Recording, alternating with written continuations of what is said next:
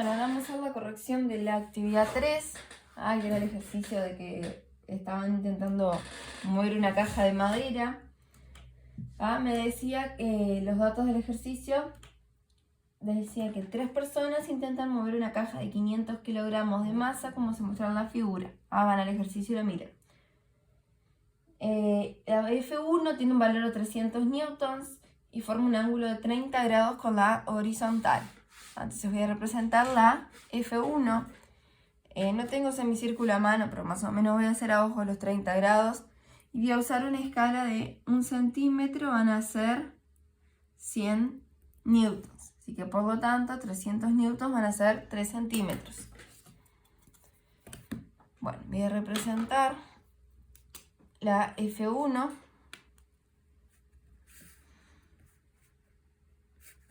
A ver. Acá tengo semicírculo.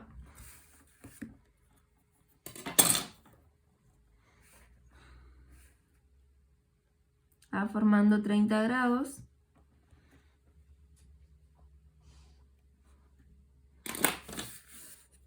Marqué acá los 30 grados y ahora le voy a hacer de 3 centímetros.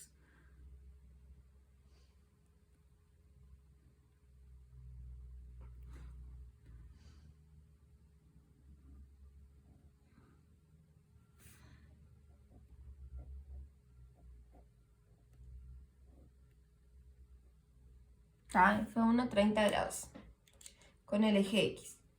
Bien, ahora voy a representar la F2, 250 newtons, que es la otra muchacha que está cinchando con otra cuerda, pero de forma horizontal, o sea, ya está en el eje X.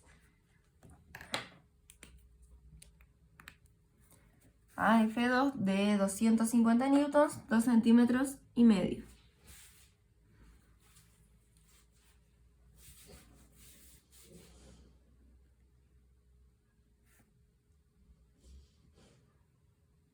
F2, me pasé un poquito. Hasta ahí llega mi vector. Bien, después tengo la F3 de 180 newtons, que la fuerza 3 es la fuerza del muchacho que está empujando del otro lado de la caja. Pero empuja en la misma dirección, o sea, también en el eje X. Y ahí vale 180 newtons, entonces va a quedar 1,8 centímetros. También en el eje X.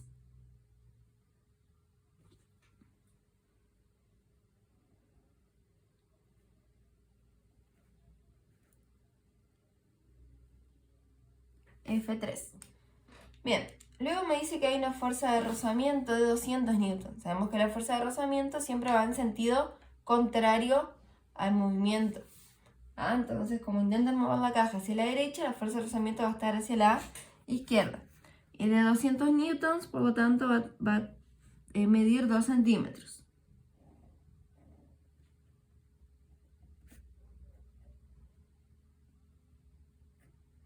Fuerza de rozamiento. Bien, después también tengo ahí el peso y la normal. No los voy a representar ahora con escala, por si fuera a calcular el peso. ¿Se acuerdan que peso es M por G? La masa del objeto es 500 kilogramos. 500 por G, que vale 9,8, me va a quedar de 4.900 newtons. Y si la fuera a representar con esa escala, me iba a quedar de 49 centímetros. No tengo ese espacio acá, entonces ahora no los voy a representar con la escala. Bien, y después me pedía el ejercicio. Representa todas las fuerzas sobre la caja en un par de ejes cartesianos y encuentra la fuerza neta en X. Ya están representadas, menos la normal y el peso. Pero voy a hacer otra cosa. Voy a representar acá abajo la normal y el peso para que se den cuenta de algo.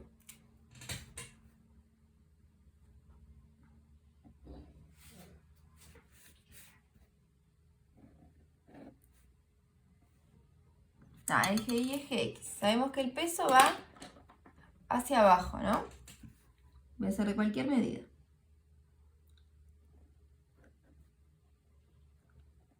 Al peso de la caja. Luego, la superficie ejerce una fuerza normal, o sea que lo sostiene al objeto. Y esa fuerza normal siempre va perpendicular a la superficie.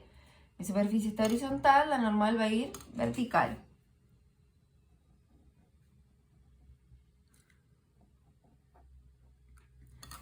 Bien, en situaciones donde no tenemos otras fuerzas y el objeto está en equilibrio, o sea, no se mueve en el eje Y, la normal y el peso deberían de ser igual, ¿no? Para anularse entre sí, para que el objeto no se mueva en el eje vertical. Si el peso fuera más grande, el objeto iba a caer. Pero en este caso, la normal no es igual al peso, porque además tengo otra fuerza en el eje Y. Yo no hice la descomposición todavía, pero tengo la F1 en Y. Tengo una componente acá de la F1 en X y en Y.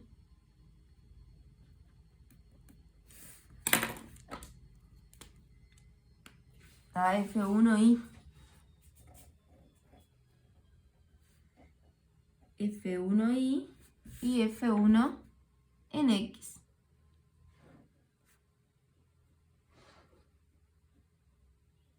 Aparentemente quedó del mismo tamaño que la F2.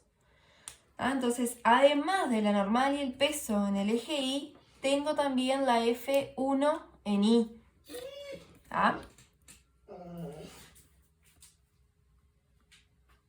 La voy a hacer más chiquita en este caso, porque no estoy usando la misma escala que allá arriba.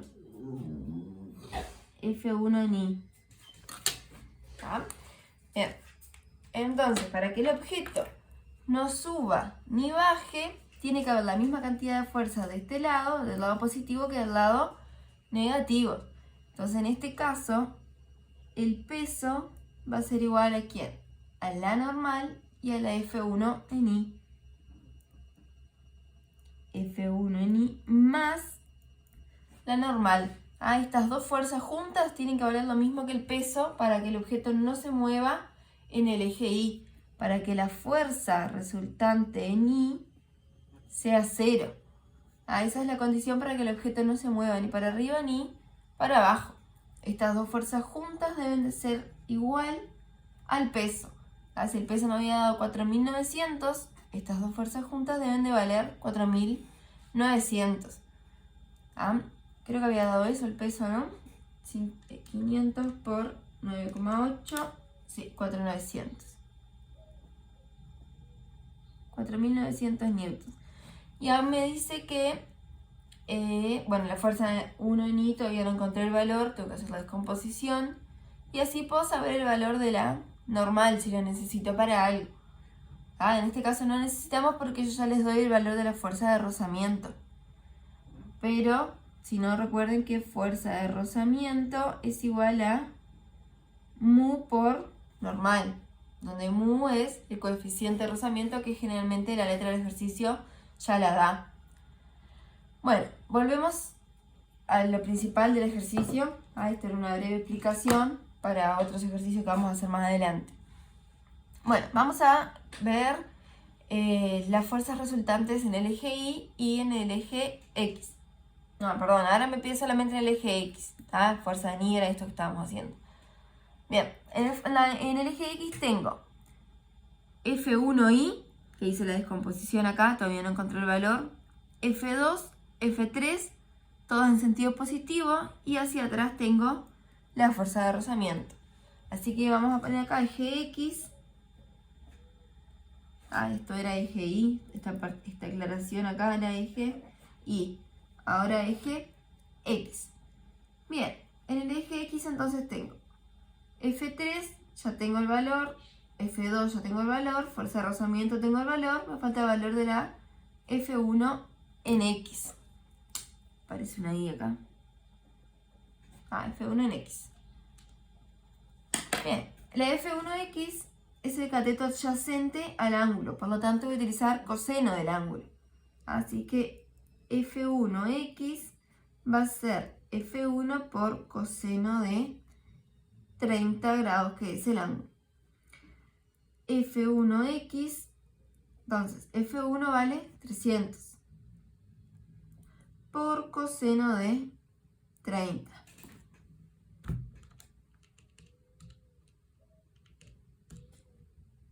$259,8.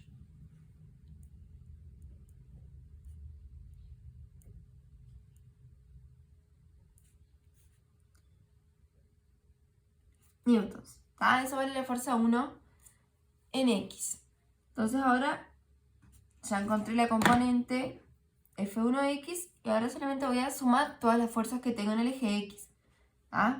Fuerza resultante en X va a ser F1X más F2 más F3. Voy sumando, ¿por qué? Porque están todos con sentido positivo y todos hacia el mismo lado. Menos la fuerza que va hacia atrás, que es la fuerza negativa, que es la fuerza de rozamiento. Así que fuerza resultante en X va a ser F1X me dio 259,8. Más F2. F2 vale 250. Más F3, que vale 180. Menos la fuerza de rozamiento, que vale 200. Voy a hacer esa cuenta. 259,8 más 250 más 180 menos 200. Fuerza resultante en X, 489,8 newtons. Bien, y ahí quedó la primera parte. Encontré la fuerza resultante en el eje X. De todas esas fuerzas que hay, el total de fuerzas es 489,8. Y ahora la parte B del ejercicio me pedía la aceleración que tendrá la caja y me decía como ayuda ahí que tenía que usar la segunda ley de Newton. La segunda ley de Newton me dice que fuerza neta o fuerza resultante es masa por aceleración. Yo ya encontré la fuerza resultante, 489,8. Porque sé que en el eje Y la fuerza neta es 0. Entonces solamente tengo fuerzas en X. Y acá voy a despejar la aceleración. La masa está multiplicando la aceleración, la paso para el otro lado del signo de igual, dividiendo. Fuerza neta dividido masa es igual a aceleración. Aceleración va a ser, fuerza neta me dio 489,8 dividido la masa al objeto, que en la letra me decía que era 500 kilogramos. Por lo tanto, la aceleración va a ser 489,8 dividido 500. 0,97 y después el 7 tengo un 9, o sea, 0,98 metros por segundos al cuadrado. No puedo olvidar las unidades. Y acá queda pronto el ejercicio.